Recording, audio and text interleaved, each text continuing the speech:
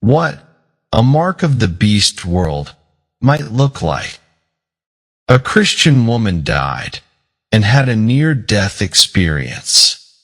In her death condition, she said that Jesus showed her what a coming satanic mark of the beast type world will be like to live in.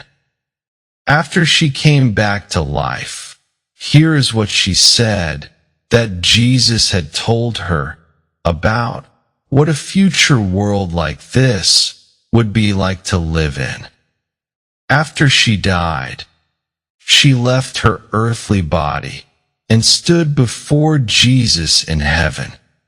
She said that Jesus started to show her some visions of what a mark of the beast world might look like in the future. She said, Jesus showed me a city stretched before me, vast and gleaming, filled with towering buildings, blinking lights, and people moving about in an eerie synchronization. Everything was ordered, efficient, and controlled. I looked closer. At first it seemed peaceful, but then I noticed the subtle details of the way the people walked, their faces devoid of joy, their movements mechanical. It was as if something vital had been stripped from them.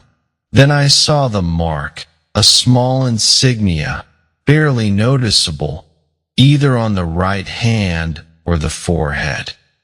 The insignia was everywhere, on billboards, on digital screens, on the glowing kiosks, where people scan their hands to enter buildings to buy or to access transportation.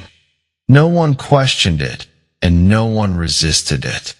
A realization hit me like a wave of ice. This was not just some political system or economic program. This was something far, far more deeper than that going on. The mark was not forced on people. They took it willingly, they embraced it. And in doing so, they had given up something precious, something eternal, like their soul, to be able to obtain it. Jesus' voice resonated within me, sorrowful, yet firm.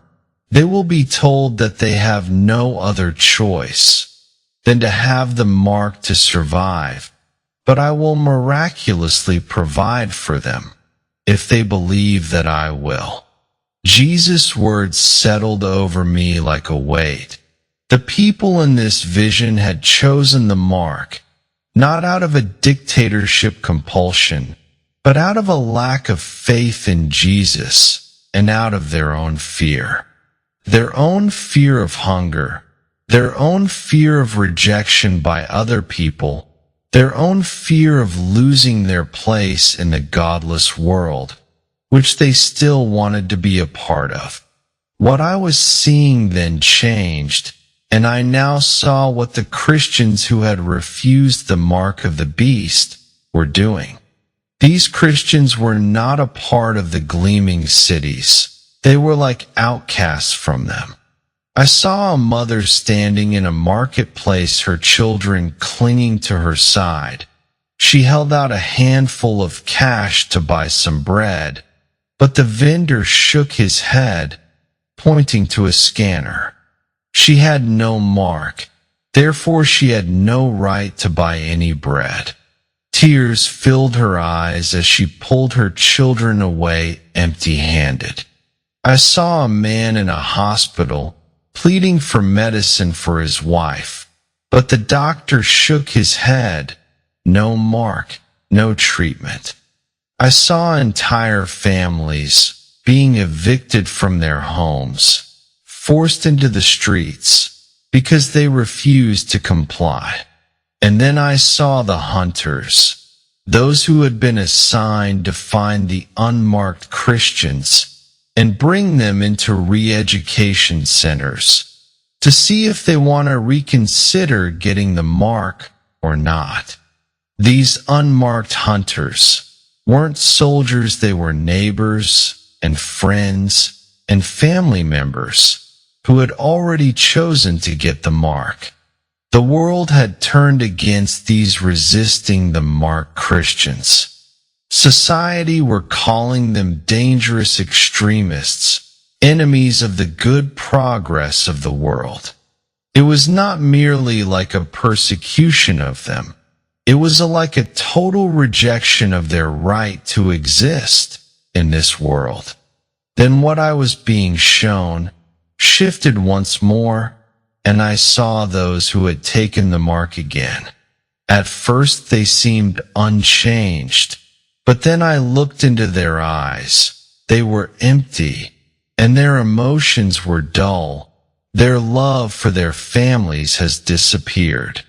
I saw a woman who had once held her infant child with tenderness, now turn away as if the baby were nothing to her. I saw a husband reject his wife, who had refused the mark, as though she were a stranger. When these people chose to take the mark from their government, they had surrendered something far greater than their freedom. They had surrendered their souls also. Then this mark of the beast vision I was seeing stopped, and I found myself standing before Jesus. My heart was pounding, and tears were burning my eyes. I wanted to beg him to undo this, and to stop it from happening in the world's future, to change what he had shown me about the future, but he only looked at me with sorrow. He said to me, "This is already being prepared to happen in the world now." I opened my mouth to protest, but he raised his hand towards me and said to me, his voice was like thunder, yet filled with love, "When you return to your life on the earth, tell others what you have seen here. Try to warn them that their time to develop a good relationship with me, to be able to handle this, is short." I could barely speak and said to Jesus, "But how will they survive without the mark?" Jesus' gaze softened, and he said to me, "The world will say that they have no choice, but I will miraculously provide what they need at the moment that they need something from me. They need to learn to believe that I own everything, and that can give them whatever they need whenever they need it. They do not need to trust in an evil government to supply what they need with a mark provision slavery system. Everyone has a free will choice from me, to choose to trust in me to love and help them and save them from their sins' punishment, or to choose not to. I was beginning to understand that this was not just a battle of survival, that this was a test of final eternal choice for people to choose to make also. The mark was not just a tool of world government control. It was spiritual submission to either Jesus or Satan as people's God to choose to trust in and follow also instead. Then Jesus showed me another vision. I started to see a place outside the mark of the beast city where the unmarked Christians had gone to live. I saw men, women, and children living there, those who had refused the mark. They were scattered, wandering through desolate-looking streets, and huddled together in abandoned buildings, hiding in forests and mountains, where they could no longer be found by the marked. Their clothes were worn, their faces gaunt from hunger, yet in their eyes there was something the marked had lost, a light, a presence, a soul living for Jesus. I saw a man who was once a respected doctor, now digging through trash for scraps of food. He had been stripped of everything, his name erased from every record of his credentials and his paycheck. I saw a young woman, once a teacher, sitting outside a church that had long been shut down, and she clutched a small Bible, her fingers trembling as she read by the dim light of the moon. I saw an elderly couple once surrounded by their children and grandchildren, now alone. Their own family had turned them into the authorities, calling them dangerous for refusing the mark. The world had turned against them. Society had decided they no longer deserved to exist. At first, those who refused the mark tried to stay in the cities, believing that they could survive quietly and unnoticed. But the city surveillance system did not allow for neutrality. The unmarked were quickly identified, and without the mark, they could not buy food or rent homes or even receive medical care. Their banks shut down their accounts, and their employers dismissed them from their jobs. They became like ghosts, forced out of their marked society. Many fled from the persecution of the marked cities. I saw small groups forming in the wilderness, in hidden communities of believers. The unmarked Christians gathered in forests, in mountains, in underground places where they would not be found. They had no electricity, no stores, no hospitals, but they had faith in Jesus to miraculously help them. Then I saw something extraordinary happen. I watched as a man knelt by the dry, cracked earth, his hands lifted up in prayer. His family stood behind him. Their faces looked weary with hunger. The man prayed to God, like you fed Elijah in the wilderness, and you fed the Israelites with manna. You are the same God today. Please feed us miraculously now. As the man prayed, suddenly, something stirred in the ground before their eyes. Plants began to sprout, and vines thick with fruit started to grow. And the people greatly praised God for their miraculous food. I also saw another group who were hiding in a cave, huddled around a child who was burning up with a fever. They had no medicine, no way to help the ill child. Then a woman laid her hands on the child's forehead, tears slipping from her eyes, and prayed, Jesus, you healed the sick, you made the blind to see. If we cannot turn to the world for medical help now, we turn to you for your help. At her words to Jesus, the child gasped, and his fever vanished in an instant. But not everyone who was living in this unmarked place had a strong faith in God to miraculously help them. I saw a man who was once bold in his faith in God in his past, now trembling as he held his starving daughter. How can I let her suffer like this? He whispered to himself. Surely God would understand if I took the mark just to be able to feed her. Tears filled his eyes as he looked at his wife, hoping she would agree, but she only shook her head. His wife said to him, if we lose everything, but keep our souls, we have lost nothing. But if we gain the world, but lose our souls, we will have lost everything. The man turned away, wrestling with his decision still.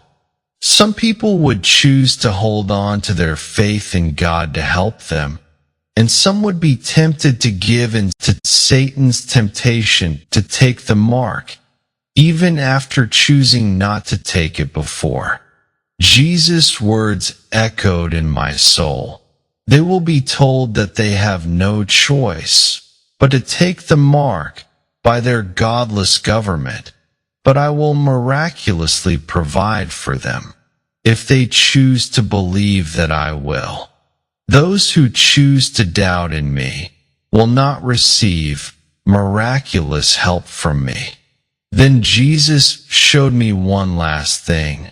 I saw a woman standing in the ruins of a small town. She had once been a wealthy and powerful leader among her people. Now she had nothing, and she stood before a city government official who offered her one final chance. He said, "Take the mark and you can have your old life back. Food, shelter, a home. You will not have to keep suffering anymore." She hesitated. Her hands trembled. Then with a quiet strength, she looked him in the eyes and shook her head and said, "My life is not my own." And then I saw the price of her choice. She was taken away, but as they led her from the town, her face was radiant, and I knew she had not been abandoned by Jesus. She had been chosen to suffer with him. This vision faded, and I found myself once more standing before Jesus. Jesus' eyes were filled with sorrow, but also with hope. Jesus' vision for me changed again, and I was pulled into the final scene of it. I stood in the heart of a vast city, but it no longer resembled the world that I once knew. Everything was clean, orderly, and efficient. There were digital screens displaying messages of unity, progress, and peace in the city on them. The people there were moving in perfect synchronization, but their faces looked blank, and their eyes were devoid of light. This was the new world, a world where everyone had accepted the mark at first glance. The city seemed peaceful. There was no crime, no conflict. But as I looked closer, I realized this peace had come at a terrible cost to the marked people. These people were no longer themselves. I watched as a mother passed by a small child huddled in the corner of an alley. The boy looked up at her, his face streaked with dirt, his hands reaching out. "Mama," he whispered, but she did not stop. She did not even recognize him.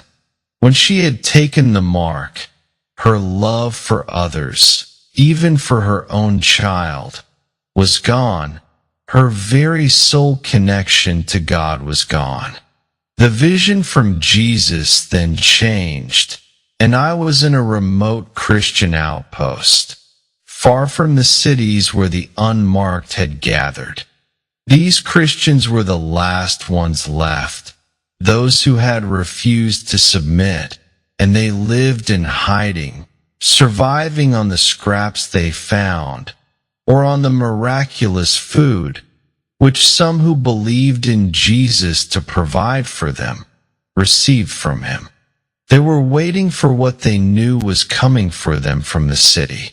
And then the day arrived, and I saw the soldiers approaching, rows of them, marching in perfect formation.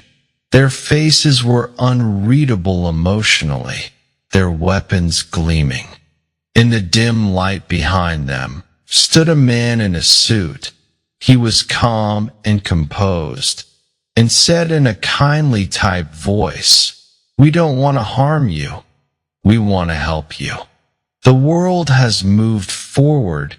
You don't have to suffer anymore." No one moved. Then came the final temptation. The man gestured toward a group of children who looked weak with hunger. "Think of your children," he said softly. Is your pride worth their suffering? Give them a future. Let them eat well. Let them live. All you have to do is to choose to get our mark for you all. Some of the parents wept, and their hands were shaking. Some stepped forward. A woman holding a starving baby sobbed as she whispered, "Forgive me, God." And she took the mark. Her husband reached for her. But the moment she accepted the mark, something in her changed. She turned away from him. Her eyes suddenly looked cold. She no longer saw him. She no longer had care for her husband. But there were others, those who refused the mark. They stood together. They were weary, but unshaken. Their hands were clasped in silent prayer to God. One man, his face gaunt from hunger, stepped forward not to surrender, but to speak. He said, "You cannot take our souls which belong to God. We have already made our choice." The man in the suit sighed. "So be it."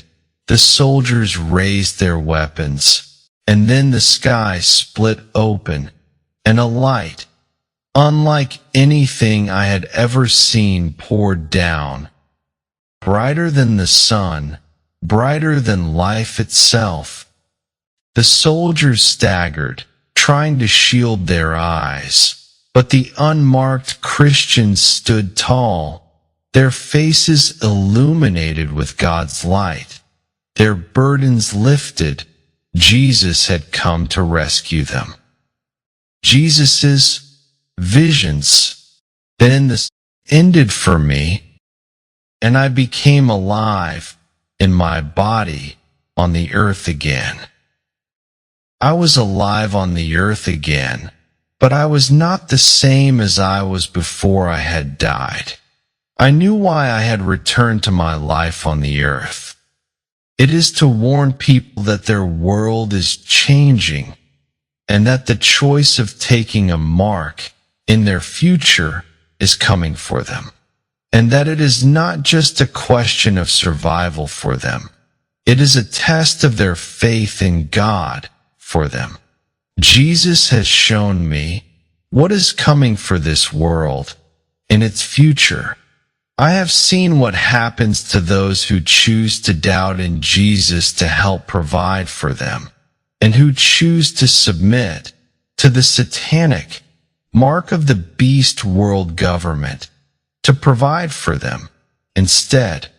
And I have also seen those who choose to stand firm in their faith in Jesus to miraculously help them through such a future. I hope that what I have tried to communicate to people through explaining my visions from Jesus concerning such a marked temptation future can help them to desire to make the right choice, to refuse taking Satan's mark of the beast when it is offered to them, and choose to trust in Jesus to take care of them miraculously instead. People's choice to take Satan's mark will lead them to a soulless life here on the earth, on their way to God's hell forever after they die. And people's choice to resist Satan's marked test and trust in Jesus to miraculously provide what they need instead will keep their soul connection with Him here on the earth and go to God's heaven to live in forever after they die instead.